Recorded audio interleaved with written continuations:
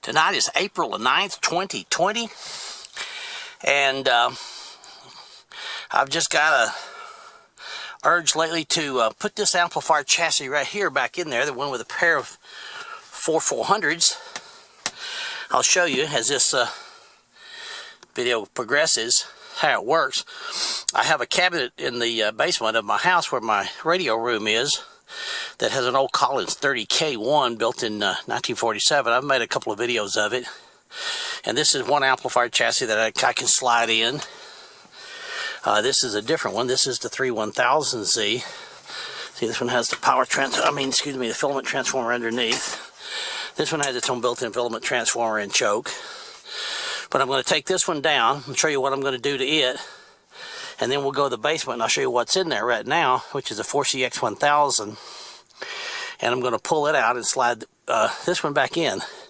Just for the reason I want something to play with. And the 4CX1000 is quite a beautiful amp, and so is this 31000Z, but just the way that the glass panel is on the front of that old transmitter, I think these two tubes in there, these are actually the prettiest. So I'm going to get it ready. Here's the bottom that goes on it, right here. I got to put that back on. I'll show you how I put that on with, see, I made it out of copper tape. Not that there's anything special about it, but just the way I decided to do it. I got to put it back on. Things are pretty dusty up here. And here's some of my stash of tubes over here. 4-125s, 250s, 400s, 3-1000Zs, 4CX1000s, 866s, 872As, a whole lot of stuff. There's a bunch of 300Bs up there for the audio people. Actually, there's quite a few of them up here. There's 8 of them. There's 4 of these in the back. 2 here that's never been opened. These don't actually belong to me. They belong to a young lady back in Lexington, Kentucky that I got to get onto a project here one of these days again. Let's see. While we're up here, is there anything interesting up here? Maybe not. Here's where I keep a big stash of tubes for the audio people. Most of those are audio tubes down in there, stacked a couple of deep, and over there. And for the amateur radio fellow, excuse me here, we got a couple more 833s, and lots more tubes, some 810s down there I want to build an amplifier with. But anyway, that's enough of this right here. This is some of my stash up here. I keep it up here in the attic and nobody bothers it. So we're going to get this guy right here. I'm going to take it down to the workbench, and I got to put the bottom on it. I'll show you what I do there, and then we'll go to the basement, take the other one out, and slide this one in. Okay, I'm in the workshop here. I've shown this kind of stuff before, but for those that haven't seen all the videos I've made on it, you might be interested in it again. You could run 3 400Zs, 3 500Zs, or 4 400s, 4-250s, and even 4 125s if you don't overload them in this type of configuration. Run them in grounded grid. Here it is again. And what I'm going to do, I'm going to have to put the camera down to actually do it. Let's see, this is the front. Look at there. They've even got the Eimac names staring straight out at us. It's going to, we're going to see in the window. But the way I put this bottom on is I'm going to lay it in there like that, or maybe it goes the other way, I don't remember. No, it goes like that. And then I'm just going to tape it in with this copper tape.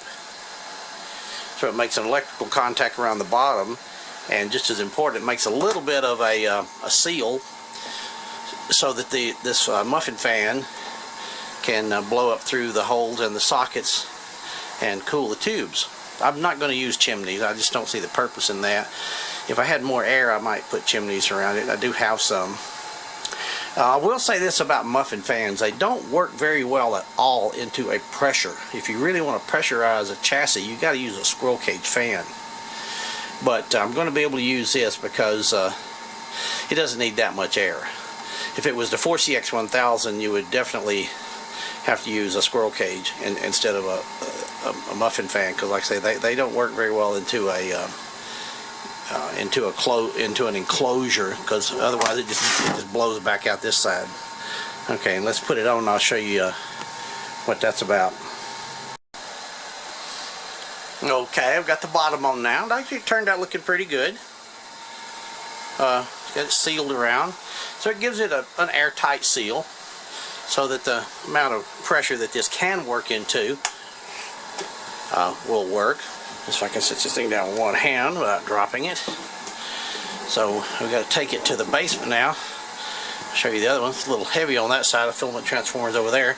But I wanted to show those of you that are not familiar with this copper tape. It comes in every kind of width. There's little skinny stuff. There's a great big wide one. Here's another one. And then those are that's the size rolls I was using right there. So you could also use this aluminum tape. You buy that at Lowe's, or any Home Depot, Lowe's, etc. I'm sure you could use that just as well, but I like the copper. It looks real nice. You'll see when we get down there that I've got all this laid out the same high voltage. This is AC to run the filaments, I believe. RF input tuning. This is only a one band amplifier for 20 meters, and the connections. It's actually pretty easy. Okay, let's go to the basement. Before we go to the basement, I want to show you something that I've repeated 3 times, and that is I've built a cabinet. I get a 19-inch rack, 19-inch cabinet, and I built a big power supply into the bottom of it. And this cabinet right here, and this amplifier, this is a 3400Z amplifier. I've shown it before. There it is lighting up back there, the 3400Z. You can hear the fan coming on into it.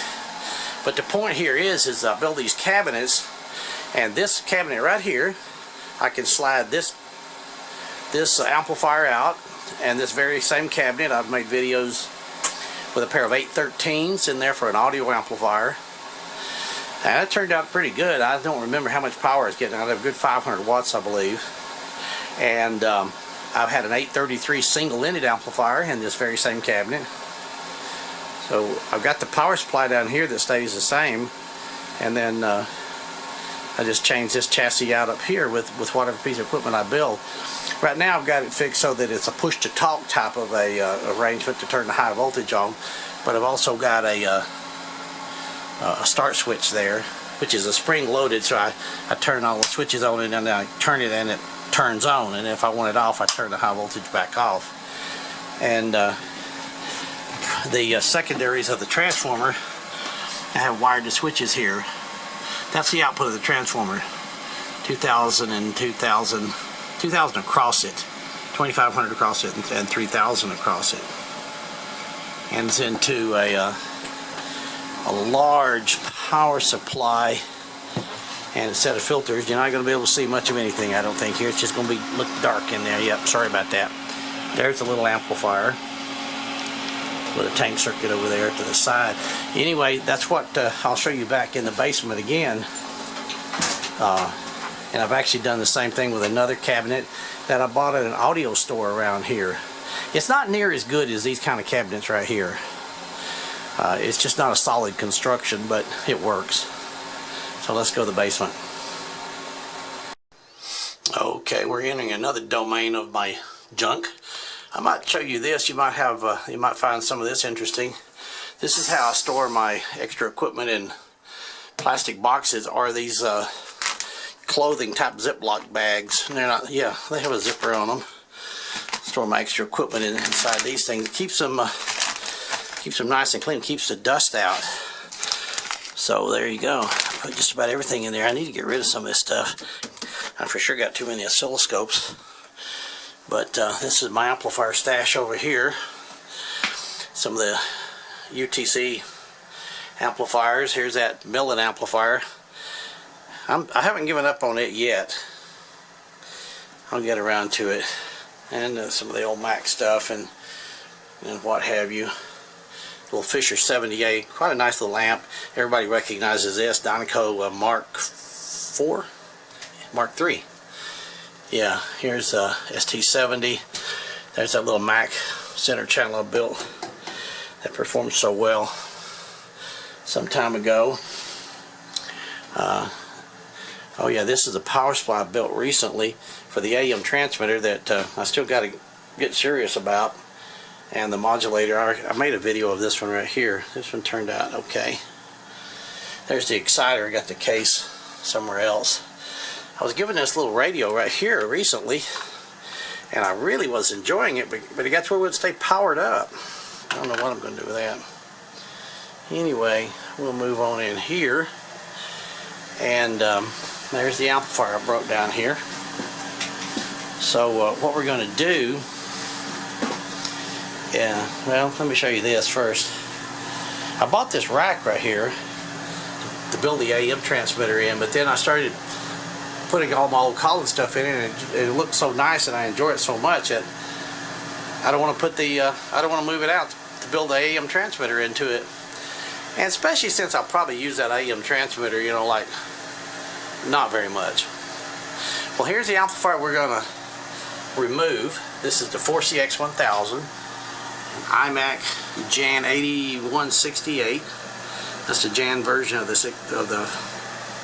4CX1000. I was given back in like 1983. I don't know how many of these, 5 or 6 of them, brand new, never been opened, in the sealed wrapper. Still have 3 of them. But anyway, we're going to slide that chassis out and slide the 4400s in, and you'll be able to see them behind there.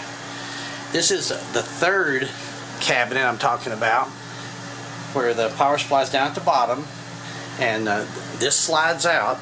This is the 833 amplifier. I had it out, I was moving it around, I don't know what I was doing. But it'll work. I just got to hook it back up, just connect it back up in the back. Take about 10 minutes. But oh, I know what I got to do. I got to move the slides down a little bit because it's up too high because I had that other amplifier in it. Anyway, what we'll do is we'll turn this beast off and then unplug it and all that kind of stuff. And let me get around to the back and I'll show you. It's actually pretty easy. It'll probably take me about 30 minutes. Okay, as we go behind it, let me see if I can do some of this real time. Get back here behind it.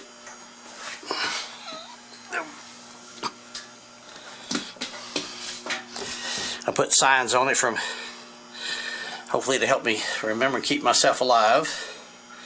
I do have a big disconnect at the bottom. I can unplug it. It's a little dark in here, I know. See, I can turn it off. That disconnects the AC. There's a power transformer at the bottom. Sure wish I had a little more light back here, because I really don't think you can see this. I'm going to have to get a light. Okay, I believe that's a whole lot better, huh? Well, see, here's the power transformer. This circuit right over here, this shorts to high voltage when the door's open. There's also a switch right down here that has to be closed for the high voltage to come up. A high voltage power supply right there. Used to have 866s in it, but I've got solid state rectifiers in it now. This is the screen and bias supply. This is a control, and this is the chassis we're going to move out. See, the tank circuit's all up here, so it's all fixed. That doesn't have to be changed again. All we got to do is pull this out. I'll have to move the blocking capacitors right over here over to the new one, and we'll hook it right back up. As you can see, the high voltage is over here, the AC, the RF input. This is in the same place. See, this one's got a squirrel cage blower. It's even got an air vane switch over here in case we lose air. It shuts itself off, because otherwise it'll melt that beauty down. So we're going to pull this one out and put the other one in. So let me get serious. And the next thing you'll see the pair of 4400s in here. Before I get started with that, I want to show you what I do here. I've got these little, they look like light switches, which they are. I know they're blindingly bright, but you see what they are? They just got, like, you buy I got these at Lowe's. They have magnets on the back, so I can stick them in the back. That's what I was lighting it up with a while ago, except I was holding one in my hand. So that's kind of nice. We can stick them around and and light the place up. It's always, you know, I enjoy seeing and showing things like that, because sometimes it's the simplest of things that that we get out of watching each other's videos. Alright, back on track now. Okay, well there it is. With those same older style Eimac 4-400s all ready. I had one problem. I did something that I wasn't careful about. Let me get around to the back. And that is the fan that was in the bottom of the 120 volt fan. But the, let's see. There we go. Let's slide it up a little bit. See, it's a lot simpler. This just takes a ground and a grid. It doesn't need the bias and the screen voltage. And there it is from the back. I just think those are the nicest looking, quite honestly. But this fan that's in there, right up there, it's supplied by 240 volts. And I had a 120 volt fan. When I put it in there, it ran a little bit. I noticed that something didn't smell quite right for a bit. Then suddenly the fan quit. Well, I was running a 120 volt fan off 240 volts. I wasn't paying attention. But fortunately, I got plenty of parts. So let's close this big guy up, and I'll show you how it performs. And not only that, but after this, I got some more tubes. And there's nothing like playing with tubes, right? Well, here's what we'll do. We'll put this guy, it's in a dummy load.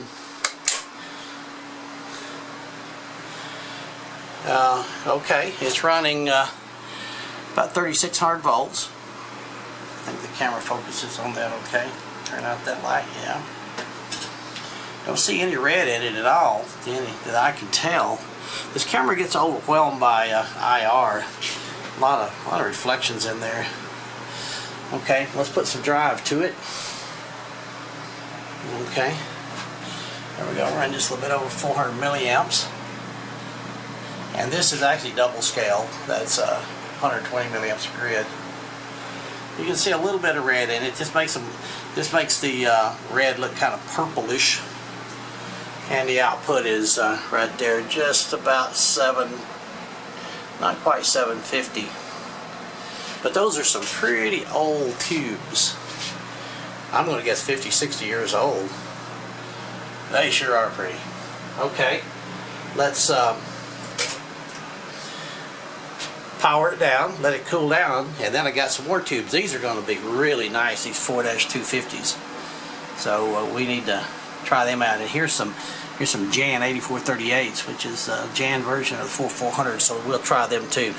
See how they all look, see what kind of power they put out. Okay, I put in the 4-250s. See, this one doesn't have the Eimac logo in the same place, but that's okay. And let's turn these guys on. By the way, you know, these things haven't been on in many, many years. Now, I know there's some people that think you're supposed to warm them up slowly and you're supposed to do a bunch of hocus pocus and smoke and mirrors to it, but I don't buy that. I just don't buy it. Now, some of you are going to tell me different, I bet, and maybe you're right, but I've never practiced it. So we'll see. Of course, if it blows up, then I'll have to say, well, maybe you were right. I haven't turned them on since I plugged them in. Let's see what happens. You got to make it ready here. Push the ready button. Otherwise, it's just a bypass. Okay, well, that's idling current, about the same. You can see that they get orange pretty quick. Yeah, I wish the color of the camera was a little better, but they're sure pretty even if they're purple, but they're actually orange. And they're kind of a dull orange. Alright, let's put some juice to it.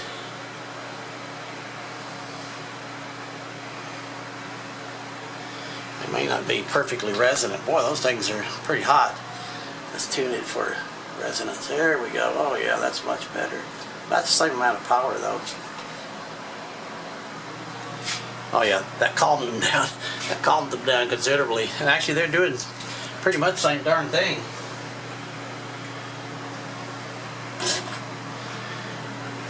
About the same amount of current, same amount of everything. They look nice. They're beautiful. Like I say, these things haven't been on in, I have no meant 20, 30 years. And they're putting out just ever so slightly less power. Now, of course, I may be able to, well, let's see. I'm going to have to stop the camera because it's going to take 2 hands, but I'll see if I can tune a little bit more out of it by tune and load. Let's see what happens. No, that's pretty much all they'll do. They look really nice in there. Seems like I used to get a little bit more power. I thought I got right at a kilowatt out of this thing. I don't know. I got this thing tuned up right, I reckon. Exciter tuning. Tune that for max. And tune this for a dip.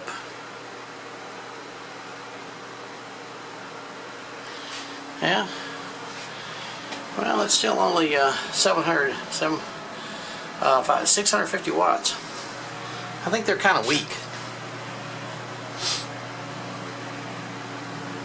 Okay, well, let's let them cool off.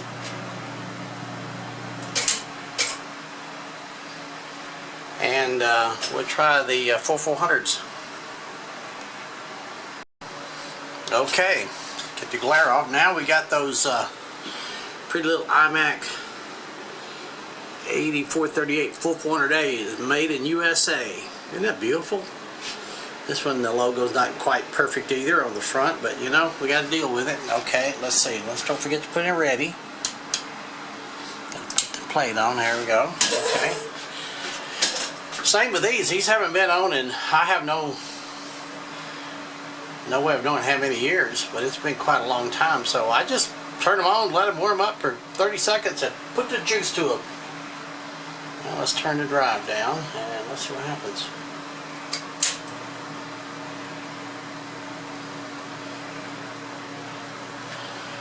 It looks pretty good to me.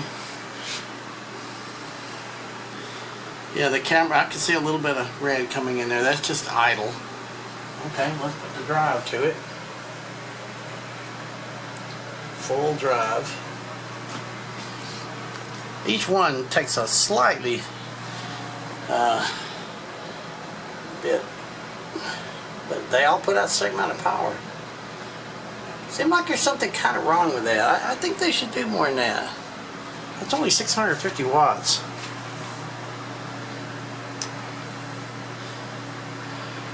Not sure why. Yeah, they got that nice dull glow, orange to them. Again, you know, pretty much the same. Actually, the old ones did as good as these. And I always thought these were my better ones. I got some Penta Lab ones too that are actual real Pentodes. And the third grid is actually has to be grounded by that strap right there. Well, I was expecting a little bit more power. Wonder why. I've played with the loading and the tuning and all that enough. I don't think I'm doing anything wrong. I know my dummy load's getting down here. It's getting hotter than the devil. I don't think I got enough drive. Matter of fact, you know, the difference between the color in the plate being driven and not driven is almost the same. There's no drive now. There's full drive. So it's all going out in power. 3,500 volts. The original capacitors that Collins put in there in 1947 are still in there. And they're rated at 4,000 volts, so I don't think I'm going to push them any harder. I mean, they're only 1947, so they're only 72 years old, and the whole power supply is 72 years old. Still works. It's got a choke input to a pi filter in the power supply choke. Well, anyway, I think they're really nice looking. I can just sit here and look at these things all day. Probably I'll turn the gain off. I'll blow up my dummy load. It's rated at 600 watts. But I just think that that's the nicest looking amplifier right there. That 4CX1000 is, you know, it's kind of impressive, but it looks like a little flying saucer landed in it. So whether I use the 400s, the newer style, which is what these are, the older style with those big these big plates here. Of course, the Eimac logo is perfectly centered on both of those, so those are really pretty in there. This is the old style with the plates like that, and these are the newer styles. And these 4-250s are probably really old. By the way, I don't know how many of you know all this stuff, but when you look at tubes, well, let's turn it off here. When you look at tubes, what you want to look for to see if they may be good, let's turn on the light here if it doesn't drown it out too bad. What you want to look for is right under the plate down there on this shiny grid. You want to look, and you do not want to see a big shadow down there that's been burned on it. See, these look brand new. They certainly aren't. Another thing that you can look for is, see how this one's kind of washed out? You can just barely read it. I mean, none of this is absolutely guarantees you that the tube's going to be good, but you see how much brighter that one is? I would say that this one has not been used as much as this one. But they both seem to be perfectly good. Same thing there. You can look down at it.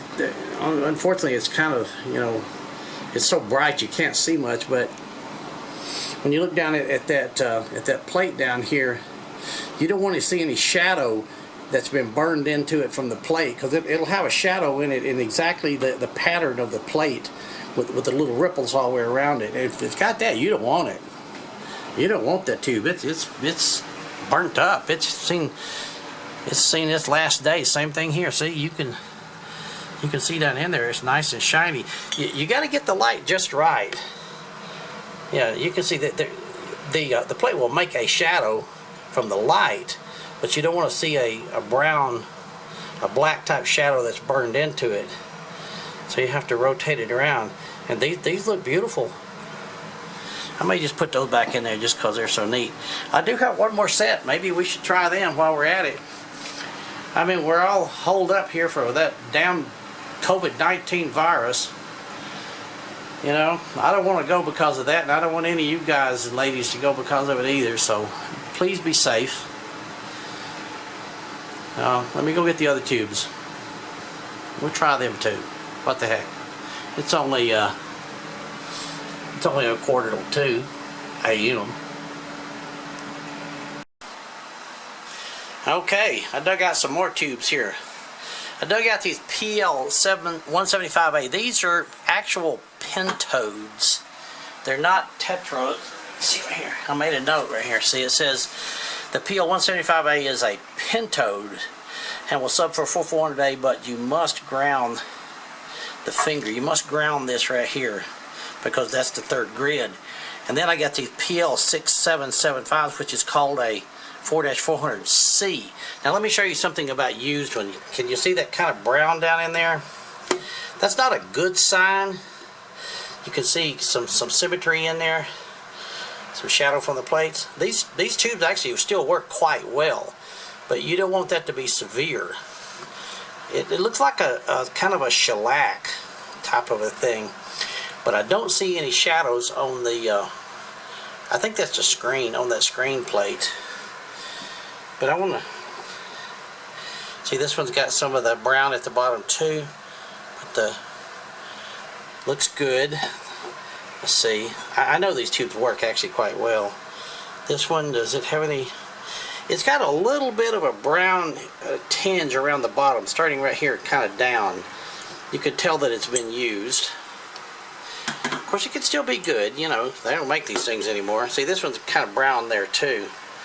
You can see that brown tinge, so you can say, well, these have been used, but when you look at that plate there, you can tell that it hasn't been fried at least. Okay? Well, I don't know, which should we try next? Might as well do them all. Let's put in the C's. Let's put these guys in. Okay, I got the Penta Lab PL-6775s in. They're called the 4-400C. The logo's on the back side here. This is looking at it from the back, so we won't be able to see it from the front. Be nice if they were in the front, but so they are. And they both have a code date of 6723 on them. So I would guess I would call these like a match pair, whatever that's worth. Okay, so let's close it up and get around to the front. Once again, like I say, I just turn them on. There they go. Get some of the shadow out of it. Yeah, you can see the logo on the back side. I mean, not that that makes any difference, but it's kind of nice to see it. Now, these are still tetrodes. The only ones that are real, genuine Pentodes that have a third grid are those PL-175s. We're going to try those too. I don't think we're going to get much difference between all of these. We'll give them a couple of minutes, you know, a minute to warm up, whatever. There you go. I mean, it's ready. The transmitter's ready. Another reason I decided to put these in there is that 4CX1000 takes 3 minutes for the filament to warm up. It has it has 120 NO180 delay relay in it, delay thermal relay. But you can just turn these guys on, you know, just like your Heathkit SB220 or whatever with the 3500Zs. Turn it on, and then, you know, 10 seconds later you're ready to go. Okay, and see, here's our tube sitting out here. There's our Eimac 4400. There's the 250s. I'm just giving it a little bit of time to warm up. I have some respect for it. And then we'll do the PL-175s next. I think we're going to get the same amount of power out of everything.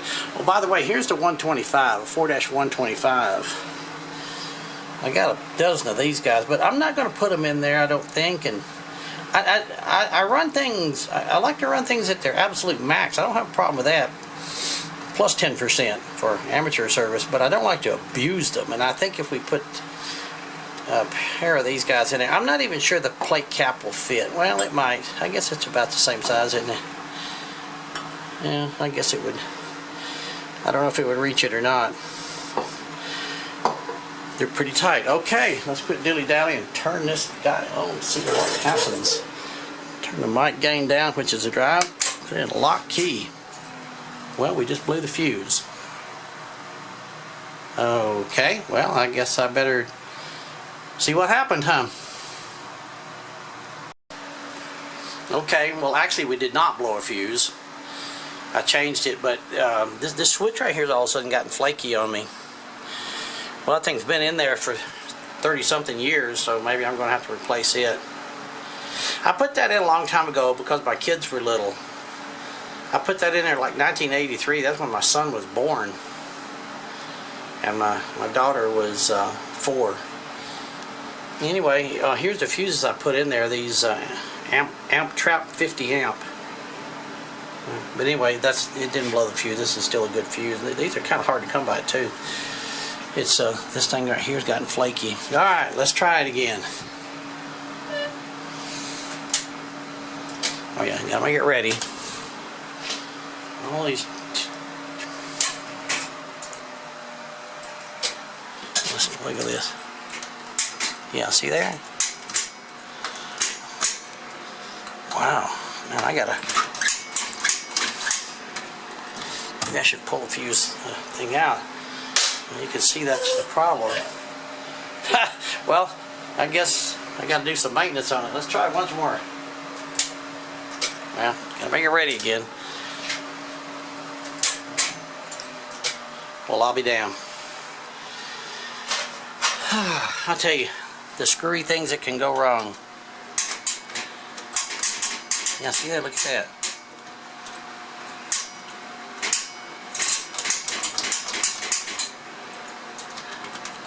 Okay, well, I guess I'll work on that now before we test these two. I'm going to try it once more.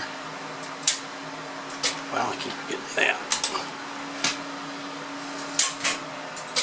Nope, can't draw any current through that through that switch, can we? Alright, be back in a second.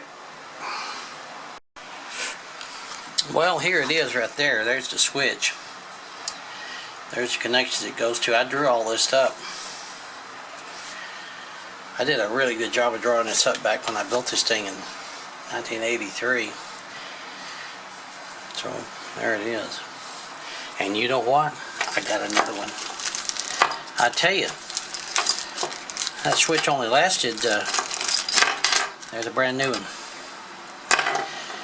I've been saving that thing that many years. Isn't that crazy? So I'm going to have to take this one out, put that one in. That should only take a minute. Well, that one only lasted 37 years. I guess they just don't make them like they used to, huh? Be right back. Okay, well, that was fun. Well, there's the old one. There's the big hole in it. I wonder if I should just put a big toggle switch in there. Nah. I put what I put. You know, this thing right here, you got to have some of these things. These things are just dandy. It's going to blind you here, but look. Man, this thing is about the coolest thing I've ever seen, because I can stick that thing on the inside and I can see what's going on. Yeah, that's it. Like I say, it lasted 37 years. That's pretty good, huh? Well, let's put this one in now. Be right back. Okay, it's in there. It's not as straight as I wanted it to be, but let's turn it on. Here's an interesting switch you might like. I actually unplugged it too, but here's a oh, well, there you go. I guess it's on, huh? Okay, that's off. Alright. Well, I guess I still got it, huh? Well, I did this for a job and had to get things working so I could go home for the first 26 years of my life. I was very lucky. Alright, back to business. Is this thing going to fire up or not? Let's see. Do I got everything right? I think so. Oh yeah, gotta make it ready again. I do that all the time, but let's see here. Okay, there's our 100 or so milliamps. No drive. There's our 3600 volts. I'll put the drive to it.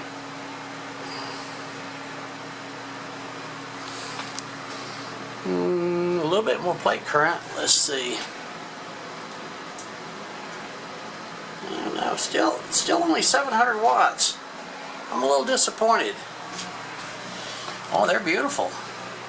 I mean, they're just barely glowing. That's those 4-400Cs made by Penta Lab, as PL-6775. Boy, those are nice looking. Those are beautiful. Let's see. Let's turn off some more lights. Yeah, we got a big shadow here behind me. Sorry about that. Let's turn this one off too. Oh, dadgummit glare. Well, it's working. You know, interesting here. You see that little top LED glowing? That's actually kind of a nice indicator. Watch this. Oh yeah, let me turn that off. That'll help. Oh, there we go. See, we just. That's it. That's max power right there, which is 700 watts. Well, that's all I'm getting out of it. I'm a little surprised. I thought I was supposed to get about a kilowatt out of it. I mean, there's nothing wrong with 700 watts. I bet I need more drive.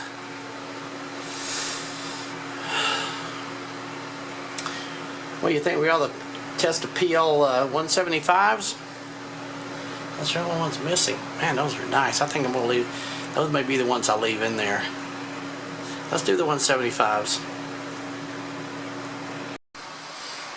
Okay, well here's the last set. Let's turn these guys on. I thought the PL-175, I thought the logo faced forward on both of these. I guess not.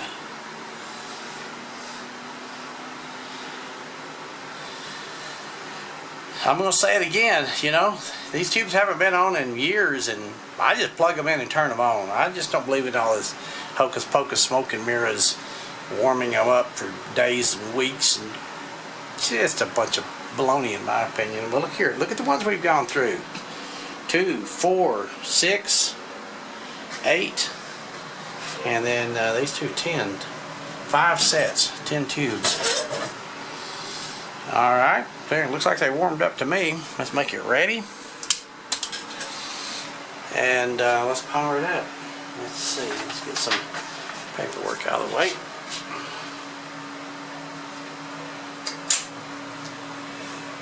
Okay, resting current, about the same. It's a little less than 100 milliamps. It's a little low. Whoa! Uh-oh, something is way out of resonance there. Okay, better back off a little bit there. Okay, let's give it some drive, and then let's tune it quickly for power output. Oh yeah, they're resonant at a completely different spot, aren't they? Okay, that looks a little better. Now these are the Pentodes, the genuine Pentodes. Whoa! Hey, this is kind of fun. Look at there. They've dulled down. I'm not driving them all the way either. Everything is up. And look at the power. Even the power is up.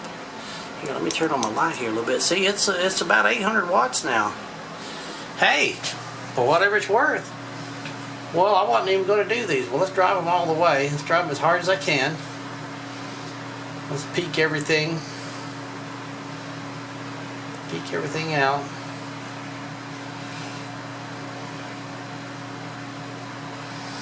There we go. Well, we're getting 800 watts out of them, out of the Pentodes. The PL-175s, the Penta Lab. Wow, I didn't expect that. I wish that glare wasn't in there. Sorry about that, but yeah, they're actually a very calm orange. As I always say, the camera makes a purple, but they're a very healthy looking orange. I've got more grid drive, I got more plate current, I got more output, 3,500 volts. Well, there you go, ladies and gentlemen.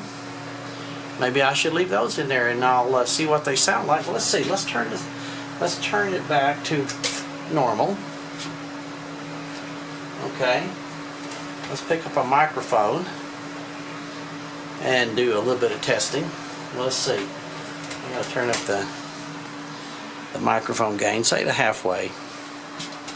May need to be a little bit more, a little bit less, whatever. But let's see what it looks like. QRZ. Hello, testing 1 2 3 4. Here's our peak reading watt meter. Hello, testing 1 2 3 4.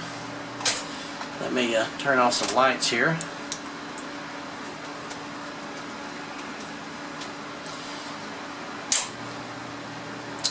This WA4QGA testing looks like we're getting just a little over 1,000 watts of peak, 1,125 or so. That we call it 1,000.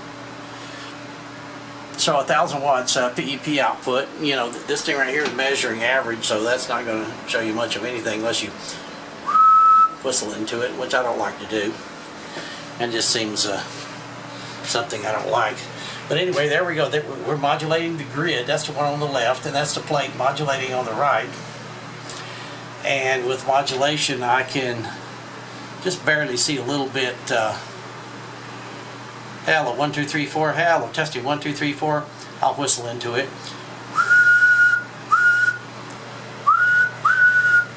Yeah, well, like I said, I don't like whistling. There's just something about that. But anyway, the Pentodes are doing quite well. The Penta Lab Pentode PL-175s. I think you're going to have a heck of a hard time finding a pair of those nowadays. But We've gone through 5 pairs of tubes, and I'm just talking into it just if I was having a QSO, this is what it would be looking like. I'd be picking up at about 1,000 watts. I'm driving it with the little Collins 32S1, 75S3 receiver. I got the mic gain at half. I'm not looking at it right now on an oscilloscope or anything, but well, let's take a look at that too. I can hook that up. That's worth doing for the ham radio operator.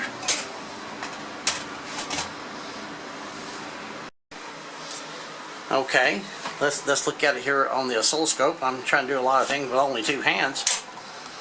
Hello, testing 1 2 3 4. This is WA4QGA. Testing 1 2 3 4. I don't see it clipping, and I'm talking fairly loud into it. I guess I could crank up the volume a little bit more. Well, let's do that. Let's I'm going to raise the gain to about right there, and let's see what that looks like. Well, I'm actually talking kind of loud into it to be on purpose. Let's turn up the gain a little bit more. Sorry for all of the camera movement, but I got to do that. Okay, I would think that that's too loud, and well, you know, it's actually I don't see it clipping. It doesn't look like we're saturating anything. You may be able to hear the crickets. It may be a little bit too loud, and yeah, I would say that's too loud. I would say because on an average reading meter, I don't think it should jump over about 1/3. So we need to turn this way back down. Maybe do about right there. And our meters, yeah, and our meters jump around about like that. And I'm talking at a, yeah, there's the grid current on the left. That one's pretty sensitive, isn't it? Plate current on the right. This one in the middle is not measuring anything. I'm sorry, I'm doing the best I can here. I have no idea where I'm pointing the camera sometimes. Okay, but anyway, there it is right there. It actually looks pretty good. And tomorrow we'll get on and see how it works. Okay, that was kind of a crazy night of whatever, but it's the kind of things that keeps me sane. And at my age, I'm 70. I'm actually quite healthy. I've been climbing my antenna quite a number of times lately. I hope you all out there are safe and healthy. This YouTube community, I think, is a fabulous thing. I really appreciate and respect the opinions and the thoughts I get from you guys and the ladies out there. So keep it up and stay safe, and let's get past all of this pandemic stuff. It's just I don't know. It's actually obsessing me, and I'm trying to get over it. And maybe that's why I just had a night of this and thought I would video it and give you guys out there something to look at while you stay inside and stay safe. This is what I run. I run this S-line Collins stuff. There's an old oscilloscope. I got too many oscilloscopes, that's for sure. Oscilloscopes to me are kind of like little kittens. I have to save them all, it seems like. And there's where my kitty cat sleeps right there when she's down here with me. And here's my KWM2 and all that kind of stuff. But anyway, this is the old 1947 Collins 30K1 that has gone through a lot of different versions. And I was just looking at some pictures, and I saw those 2 tubes behind that glass panel. I said, you know, that's the best looking amplifier I've ever built. So I thought I'd put it back in there and just make a video tonight so we can all waste our time and stay in and stay safe. God bless you all.